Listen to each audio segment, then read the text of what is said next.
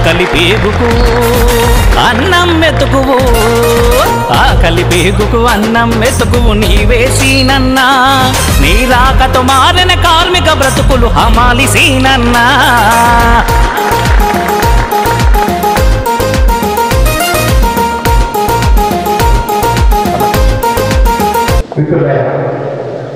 అందరికీ నమస్కారం.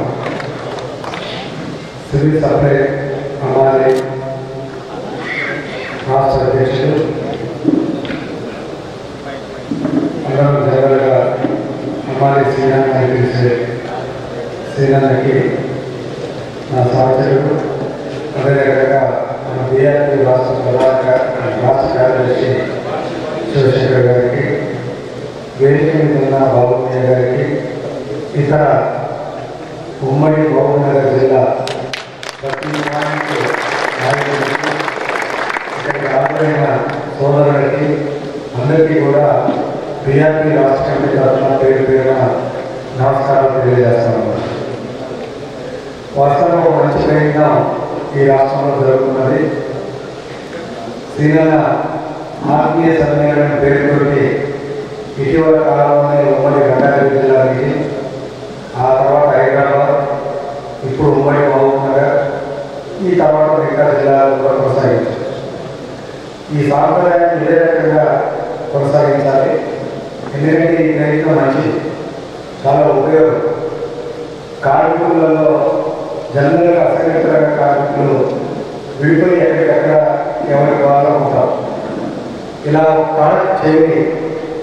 మన ఒక్కడం కాదు, మన 100 మందిని, మన 100 మంది కాదు, మన 1000 మందిని, మన 1000 మంది కాదు, మన 10,000 మందిని మనకి వచ్చే ఆత్మధైర్యం ఒకటి చూసి ఇంకొకరికి బాగా ధైర్యం పెరుగుతుంది.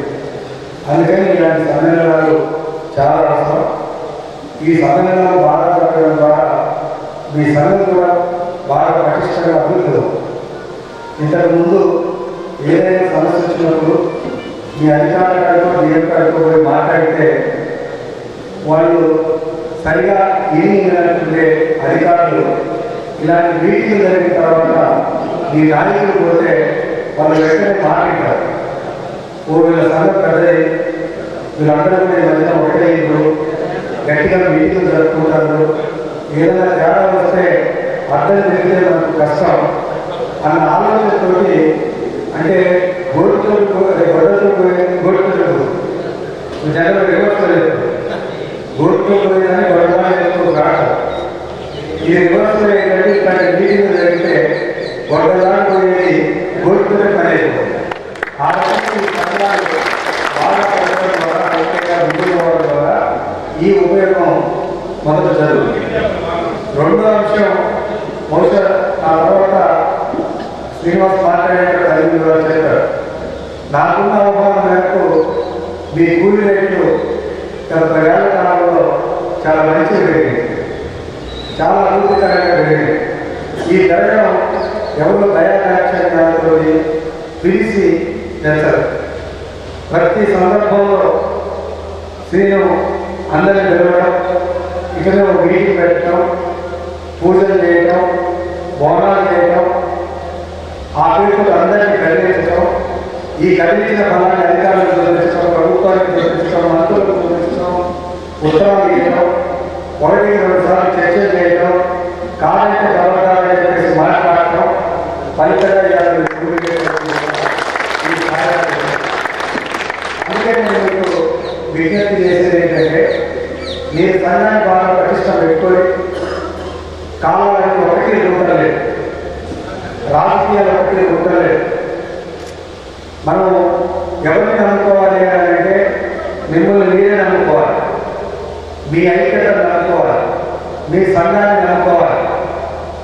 మన ఐక్యత, మన సంఘం మనందరం కట్టబెట్టుకున్నట్టు ఉంటే ఎవరైనా మన దగ్గరికి వస్తారు. చిట్ట చివరికి వాళ్ళకి కావాల్సింది ఓటు. వీళ్ళందరూ గట్టిగా ఉంది, వాళ్ళ మనసులో వాళ్ళు ఎక్కున్నది అన్నప్పుడు ఎవరు మనకు మంచి చేస్తే వాళ్ళకి అనుకూలంగా ఆశీర్వదిస్తారు. అంటే అందుకని మీ ఐక్యత అంటే మీరు బలంగా ఉంటే రేపు ఎన్నికల సమయంలో సీనాలు ఏం చెప్తున్నాడు, ఎటువంటి ఏమని చెప్తున్నాడు, అమాయకతనం ఎటువంటి ఏమని చెప్తున్నది, ఆ అమాయకతను ఒకటే మాట్లాడుతున్నారు. వాళ్ళ ప్రేమను మనం పొందకపోతే పెద్ద నష్టం జరుగుతుంది అన్న అభిప్రాయం రాజకీయ పార్టీలో కలుగుతుంది. అందుకని మనం గమనంలో పెట్టుకోవాల్సింది మన ఐక్యతను మనం నమ్ముకోవాలి.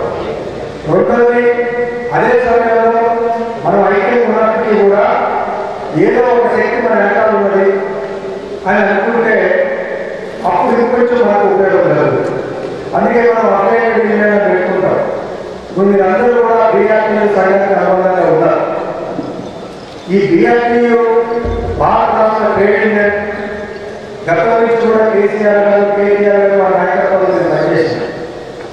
వాళ్ళు ఉన్నప్పుడు అన్ని రంగాల్లో తగినంతగా చేసేది. సరే, ఇప్పుడు వచ్చి ఏడాది కూడా కాలేదు కాబట్టి ఇప్పుడే మనం సాధనార్థాలు పెట్టుకోవడం కాలేమో. కానీ కోర్టులో తీరు చూస్తుంటే ముందు చూసుకుంటే కోర్టులో జరగబడాలి. రోజు పొద్దున్నే ఊరు బయలుదేరి ఊరు దారి జరగకుండా ఎదురైన అనుకుంటే ఊరు పోవాలని కార్యక్రమం అని చెప్పేసి పోతున్నట్టు ప్రభుత్వం సాగు కొట్టలేదు. దీనివల్ల లేట్ అయింది, దారి సాగుకోదు.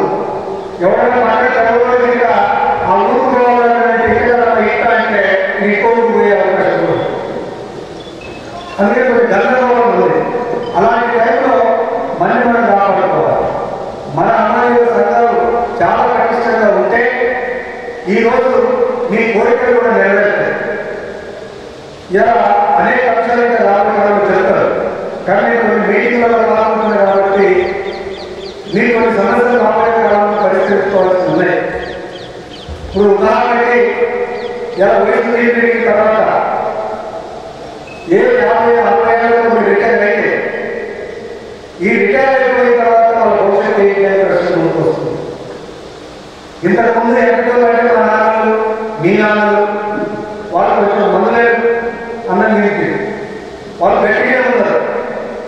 ఇప్పుడు వచ్చేటప్పటికి మనకు 60 దాకా ఏంటంటే 40 షుగర్లు, బీపీలు, కళ్ళపోవడాలు, ఇక 60 తర్వాత అసలే పని చేయకూడదు. మీకు ఇక్కడ కొత్త సమస్యలు కూడా వస్తాయి. మీరు కూర్చుంటే లేవకపోవడం, మొక్కల సమస్యలు, నడుము సమస్యలు, ఇవన్నీ మీకు కొత్తగా చేసిన పెద్దలు వచ్చే సమస్యలు. దీనిపై తర్వాత ఏదైనా మేము గతంలో నుంచి కూడా ప్రభుత్వాలను నిర్వహిస్తున్నాం. అంటే ఏ ప్రభుత్వం వచ్చినా ఎక్కువ పేషెంట్ పెడతారు కదా, ఆపరేషన్ మాట్లాడుతున్నాం. కానీ న్యాయం కాదు. ఎందుకు న్యాయం కాదు? 20 ఎకరాల పెన్షన్ ఉంటుంది, 10 ఎకరాల పెన్షన్ ఉంటుంది, ఏ పని చేయడానికి పెన్షన్ ఉంటుంది. మరి అమాలిగా పనిచేసిన వాళ్ళకి ఇదే పని నమ్ముకొని భూమి లేక ఇతర పనులు లేక ఈ పని మీద నమ్ముకొని వయసు మొత్తం వయసులో ఉన్నప్పుడు రక్తమంతా ఉండేలాగా శరీరంలో మాంసం అంతా కలిగేలాగా ఇక్కడ పనిచేసి దిగిన తర్వాత ఓ గౌరవపరమైన పెన్షన్ పద్ధతి వాళ్ళకు ఉండాలి. అందుకోసమే ప్రభుత్వాన్ని ఏమైనా డిమాండ్ చేసినాం. అనాథమైన సెక్టర్ సోషల్ సెక్యూరిటీ బోర్డు అని చెప్పేసి ఓ బోర్డు వేసినారు. కానీ ఆ బోర్డులో మిమ్మల్ని మెంబర్లు కావాలన్నారు. కానీ ఏమి మీకు సౌకర్యాలు చేస్తారనేది మాత్రం ప్రభుత్వాలు స్పష్టంగా నిర్ణయం తీసుకోలేదు. ఉదాహరణకి మీకు కన్స్ట్రక్షన్ బోర్డు ఉంది.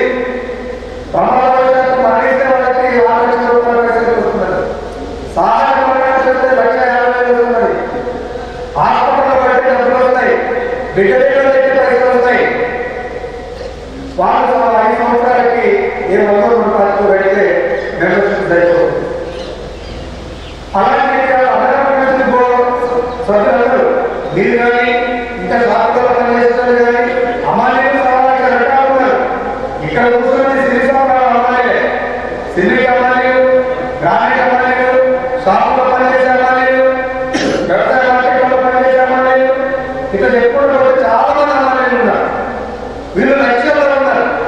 కాబట్టి వీళ్ళ భవిష్యత్తు గురించి ఈ ప్రభుత్వం ఆలోచించాలంటే నీలాంటి సంఘాలు చాలా గట్టిగా బలపడాల్సిన అవసరం ఉంది. యావత్తు కాకి వేసుకొని బదులు పోతున్న ప్రతి అమ్మాయి భవిష్యత్తు బాగుపడాలంటే సంఘాన్ని బాగా కడగాలి, పటిష్టంగా కడగాలి, సీరు లాంటి వాళ్ళ మాటకి విలువ కడగాలి, నాయకుడికి విలువ కడగాలి. అప్పుడు మాత్రం ఈ ప్రభుత్వాలు కొట్టాలి కొన్ని సౌకర్యాలు తెచ్చుకోవచ్చు. మీరు దానికి ఎందుకంటే మాట ఎందుకంటే ఇన్సూరెన్స్ కట్టారు.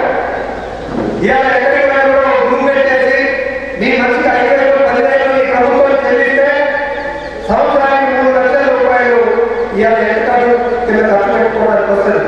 నీకు ఎవరైనా నీ భార్య ఎవరైనా నీ పిల్లలకు 18 సంవత్సరాల లోపు ఏదైనా ఏ హాస్పిటల్ అయినా జిల్లా హాస్పిటల్ అయినా హైదరాబాద్ కార్పొరేట్ హాస్పిటల్ అయినా ఉచితంగా చేయడానికి అవకాశం అధికారుల ద్వారా వస్తుంది. అది కట్టాలి. అనేక ప్రాంతాల్లో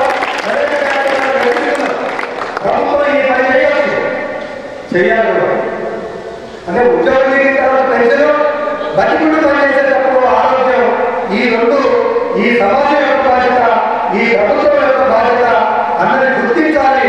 గుర్తించి కూడా పనిచేయలేదు వాళ్ళు ఆ గుర్తించి పనిచేయడానికి పనిచేసేటప్పుడు రాబోయే కాలంలో మీరు ఒత్తిడి లేవాలని మీకు అదే రకంగా శ్రీనగర్ మిగతా నాయకత్వం సాధిస్తున్నారు. చిన్న చిన్న సమస్యలు కూడా పరిష్కరించుకుంటున్నారు. అంతేకాదు భవిష్యత్తు సమాజంలో మీకు ఎదురయ్యే సమస్యల సాధన కోసం కూడా మీరు పటిష్టంగా కఠినంగా వెళ్ళాలని కోరుతున్నారు. పైపై వార్త వస్తే ఒక ఉద్యమం చేస్తారు.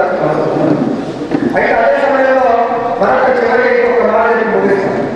ఇవాళ మీరు ఇక్కడ మీటింగ్ పెట్టుకునేటప్పుడు కొంతమంది ఇక్కడ కూడా సంఘాలు ఉన్నాయి.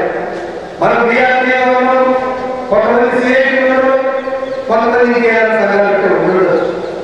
లేదు మీ ఊళ్ళో ఉన్న రాజకీయ పార్టీలు మన ఊళ్ళో అక్కడున్న ఉత్సాల రీత్యా ఇక్కడ అందరూ కూడా ఈ సంఘంలో ఉన్న ఊళ్ళో పోయిన తర్వాత రామాచంద్రుడు విజయాల వల్ల ఆ గ్రామంలో ఈ వార్డులో ఓ పార్టీలు ఉంటే మన అమ్మాయిలు ఆ వార్డులో ఇంకో పార్టీలు ఉంటారు. నేను మీ అందరినీ చెప్పొచ్చేది ఒకటే, ఊళ్ళో ఉన్న రాజకీయాన్ని సంఘాల మీద పనిచేయద్దు. అక్కడే సొక్కాయి పనిచేసి మీరు కాకపోతే ఇక్కడ పనిచేస్తున్నారు కదా, ఆ సొక్కా చేస్తున్నప్పుడు ఊళ్ళో ఉండండి. ఈ సొక్కా వేసుకొని ఇక్కడ వచ్చిన మనందరం బీఆర్పీ అప్పుడు మాత్రమే సంఘం ముందుకు పడుతుంది. దాన్ని కలిపి అడిగి పెట్టి కనుకోండి ఐక్యత సమస్యలు వస్తాయి.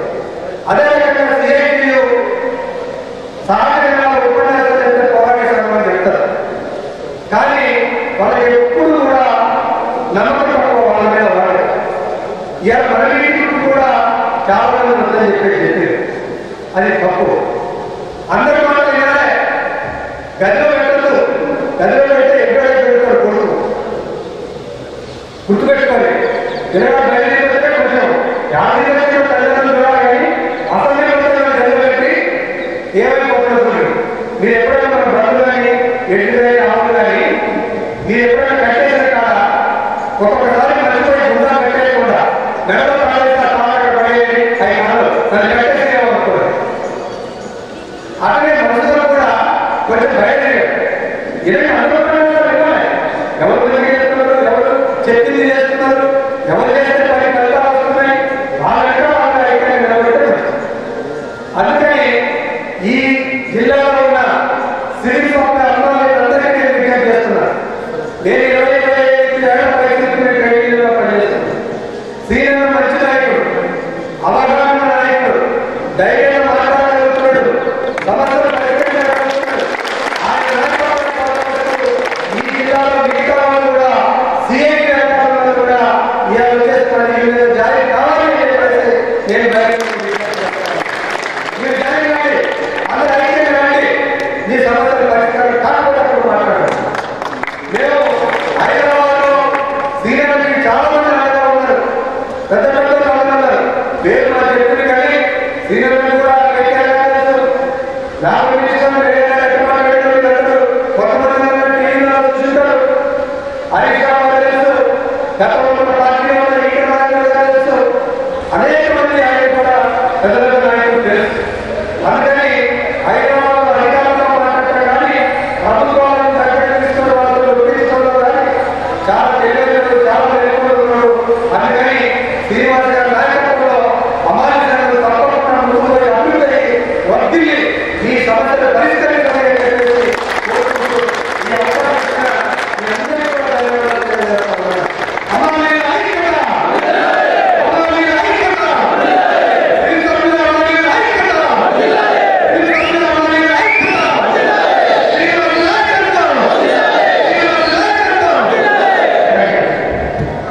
Thank you sir, thank you.